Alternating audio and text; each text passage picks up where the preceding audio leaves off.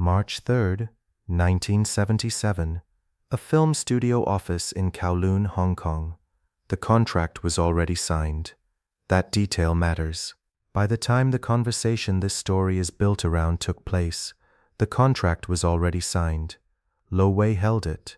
Jackie Chan, Chan Kong Sang, 22 years old, 5 feet 9 inches, 3 years removed from doing stunt work on Bruce Lee films, and burning through whatever goodwill that association had bought him, had been bound to Lo Wei Productions since 1976. The terms gave Lo Wei control over his image, his films, his public appearances, and his professional future for a period long enough to swallow a career whole. If the career went in the wrong direction, the career was going in the wrong direction. New Fist of Fury had performed badly. Shaolin Wooden Men had performed badly. The pattern was consistent, and the math was not complicated. Lo Wei had a theory about how Jackie Chan should be presented to audiences, and the audiences were, in moderate but unmistakable numbers, declining the offer. There would be one more attempt, To Kill with Intrigue, later that year, and it would also perform badly. What I am about to tell you is based largely on one primary source. That source had very specific reasons for telling the story the way he told it. I want you to hold that in mind as we go, because it turns out to matter quite a lot. The source is Lo Wei himself. In interviews given across the late 1970s and into the 1980s, Lo Wei described his relationship with Jackie Chan during this period as that of a mentor and a student who had not yet understood what he was being taught. He was patient about it, in the way that a man is patient when patience costs him nothing and impatience might cost him a valuable contract. He described Jackie Chan as talented but undisciplined, physical but not focused, someone who needed the right guidance to become what he was capable of becoming. Lo Wei positioned himself, in these accounts, as the man who had that guidance, who had seen what Jackie Chan could be, and was simply waiting for the performer to mature into the vision. This is the version of events that circulated first.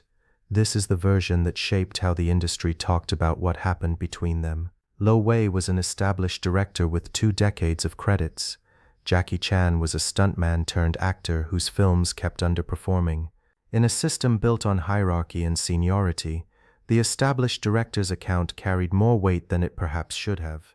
The thing I need to tell you about Lo Wei's account is that it contained a version of the truth, and that the version it contained was specifically selected to make Lo Wei look like a man watching investment ripen, rather than what the evidence, examined carefully, suggests he actually was, a man pressing a body into a mold it was never going to fit. To understand what the mold was, you need to understand the air that everybody in Hong Kong cinema was breathing in 1977. Bruce Lee had died 4 years earlier. He was 32.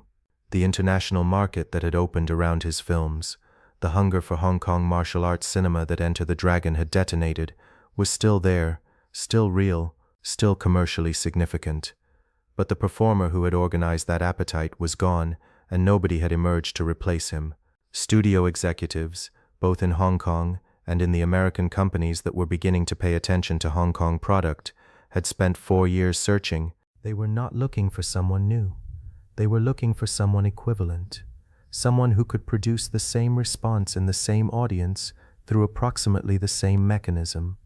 The mechanism, as they understood it, was this: intensity, physical perfection suggesting genuine danger, the screen presence of a man who did not appear to be performing violence so much as briefly permitting you to witness it, the specific quality Bruce Lee had that could not be entirely explained, only recognized, a coiled spring stillness that made every moment of movement feel like the release of something that had been building for a long time. Lo Wei had directed Bruce Lee. He had been close enough to that mechanism to believe he understood it. And standing in front of him was a young man from the China Drama Academy who had trained since the age of 7, who had spent a decade sleeping 4 hours a night on a thin mat in a room without heat, waking before dawn to do acrobatics and martial arts in a Peking opera school where the instructor's voice carried across the courtyard and the smell of liniment never fully left the wooden floors. This young man had a body capable of things that should not have been physically possible. Lo Wei was going to make him into Bruce Lee. The problem, and this is the problem that Lo Wei's account strategically avoided, was that Chan Kong Sang was not a coiled spring. He was something else entirely. He was a man who grinned at danger.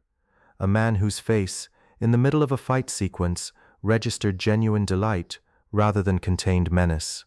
A man whose physical comedy came from the same place as his martial arts. Both were products of the same decade of academy training, inseparable of a single piece, and when you suppressed one, you suppressed both. When you told him to stop being funny, you were also, without understanding it, telling him to stop being extraordinary. Lo Wei's account of this period made it sound like patient mentorship. What the people on those sets describe, in the accounts that surface later, is something different. They describe a director who kept asking for a performance that the performer didn't have in him, not because of talent, but because of nature. You can train someone out of many things. You cannot train them out of who they are. The part of this I keep returning to is not the films that failed, it's the specific character of the failure. Because here is what those Lo Wei films from 1976 and 1977 actually showed.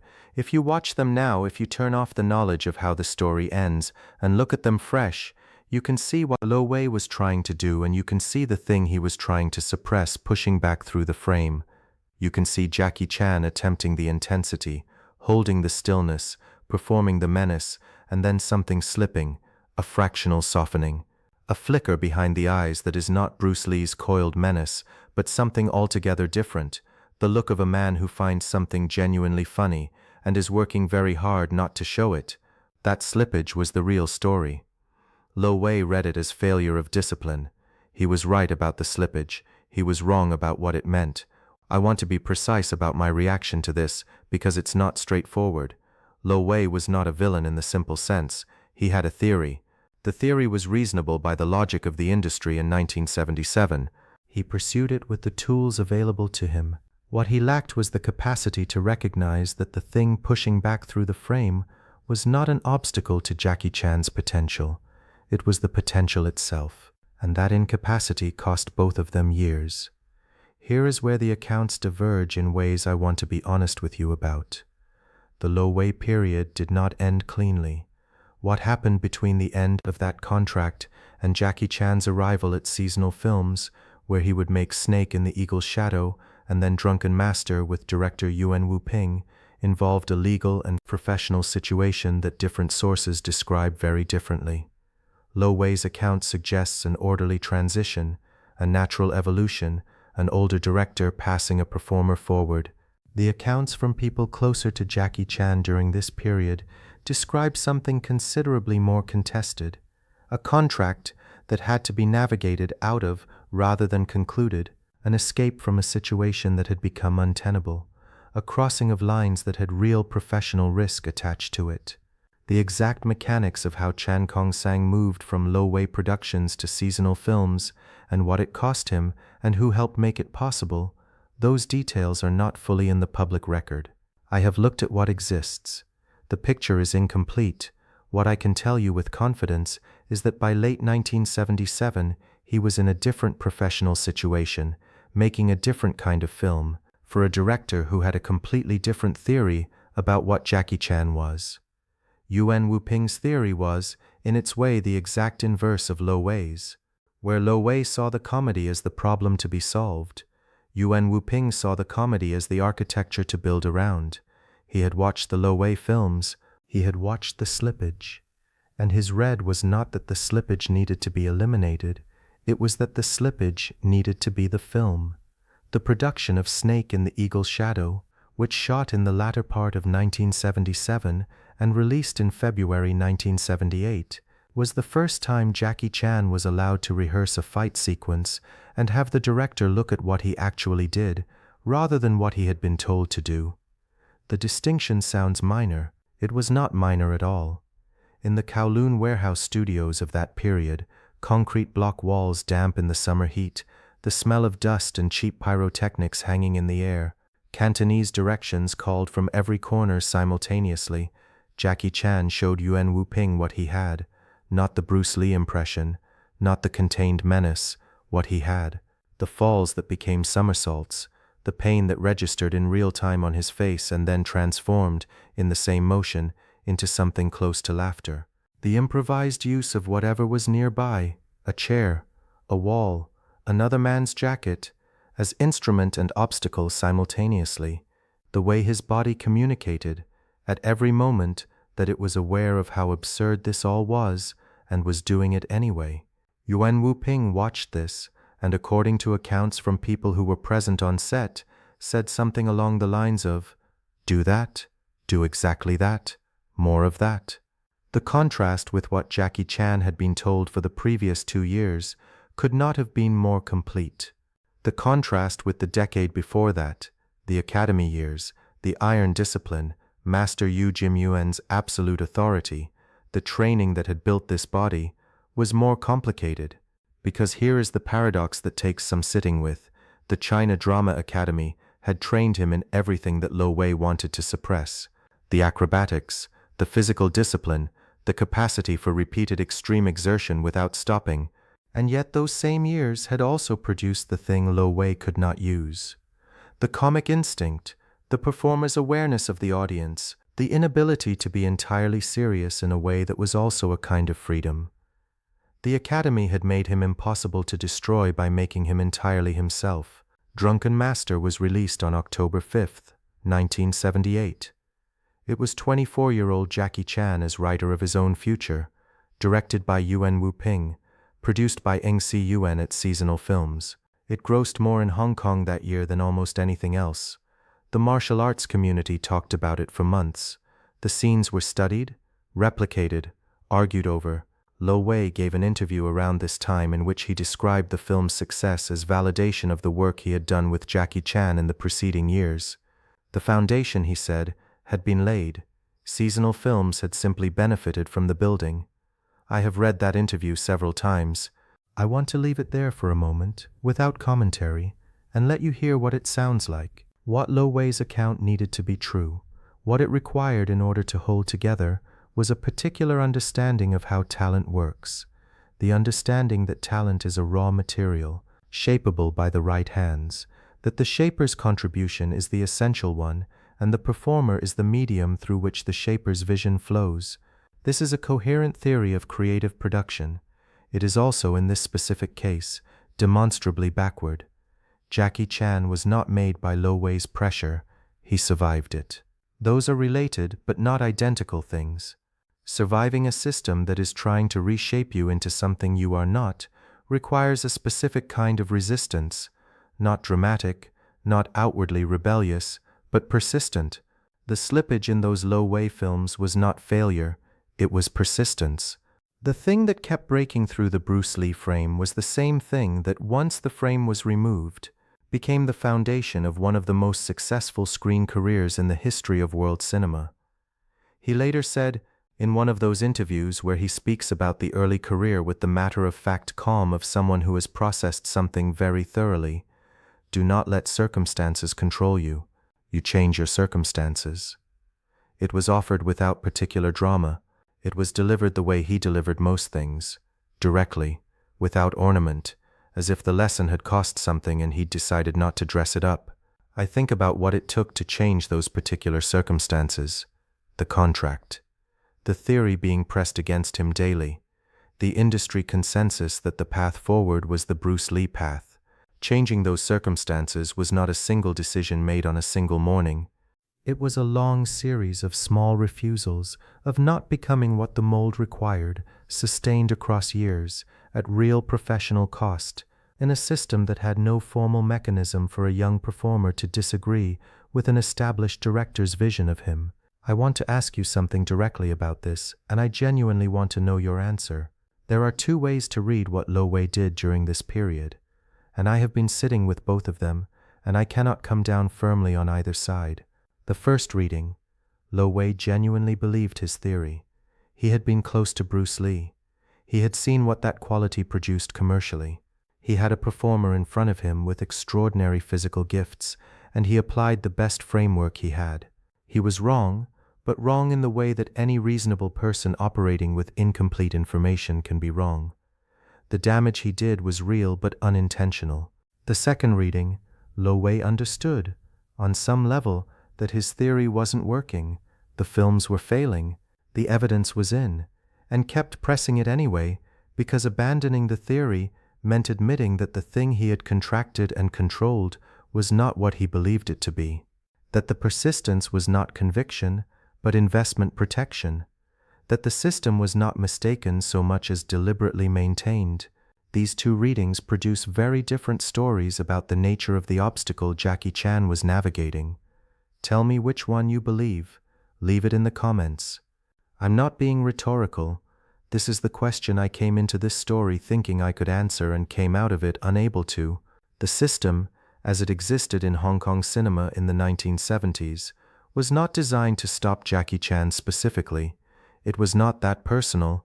It was designed to protect the investments of the people who had already made investments, to perpetuate the hierarchy of director over performer, established name over emerging name, the theory of whoever held the contract over the instinct of whoever was in front of the camera. Jackie Chan ran into that system the way water runs into a wall. Not because the wall was built for water, but because walls stop things regardless of what they are. What makes his case specific is the nature of what the system was trying to contain. The commercial logic of 1976 Hong Kong cinema demanded a Bruce Lee replacement. That demand was reasonable by any conventional measure. Jackie Chan was available, trainable, physically extraordinary. The fit looked plausible from outside. What the system could not detect, could not see from the position of hierarchy and contract and established theory, was that the thing it was trying to suppress in order to make the fit work was the only commercially valuable thing present. The stuntman brotherhood knew it, or something close to it. The people who worked on those low-way sets, the 30 or 40 crew members who watched the daily footage, who saw the takes where the direction was followed and the takes where something else came through, those people have described, in accounts gathered years later, a consistent awareness that something wasn't right. Not wrong with the performer, wrong with the fit. The camera operator who kept adjusting his lens between takes, not because anything needed adjusting, but because he didn't know where else to look. The makeup artist who noted that Jackie Chan's face in the moments before a take looked like a man preparing to do something unpleasant, and in the moments after a take, when the director called cut and nobody was officially watching, looked immediately like someone released from a constraint. Those are not the observations of people watching a performer find his footing. Those are the observations of people watching a performer held below the surface. The reframe I want to leave you with is this. The story that circulated, the story Lo Wei told, the story the industry told, the story that survived longest in the official account of this period, was about a director who invested in a performer, and whose investment eventually paid off in ways the performer himself carried forward. A succession story, a mentor-student arc with a satisfying shape. The story underneath that story is different.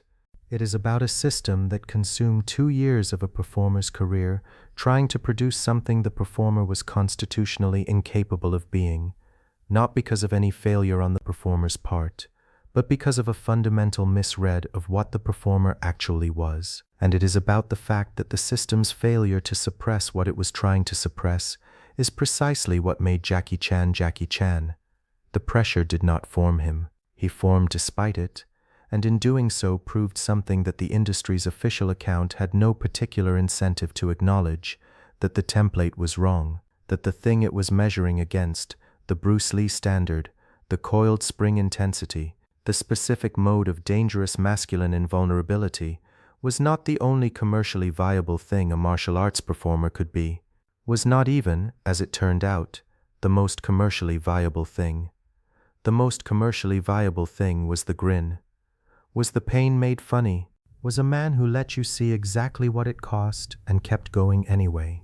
Was defiant vulnerability rather than performed invulnerability? The thing Lo Wei had spent 2 years erasing was the thing a global audience would eventually pay, in enormous numbers, to see. Lo Wei's account of this period was not a lie, exactly. It was a selection. The selection left out the part where the system was wrong. It left out the part where the performer's persistence against the system was the story. It left out the part where conquest, if that word applies at all, looked nothing like victory and everything like simple refusal. The refusal to become what the contract required. The refusal, day after day, to fully suppress the grin. That is not how conquest usually looks in the stories we tell about it. It is not dramatic. It does not resolve cleanly. It is a young man from Victoria Peak, Hong Kong, holding on to something he could not have named at the time, the specific quality of himself, while a system pressed against it steadily, and he pressed back the only way available to him, which was to keep being what he was until the system ran out of things to say about it.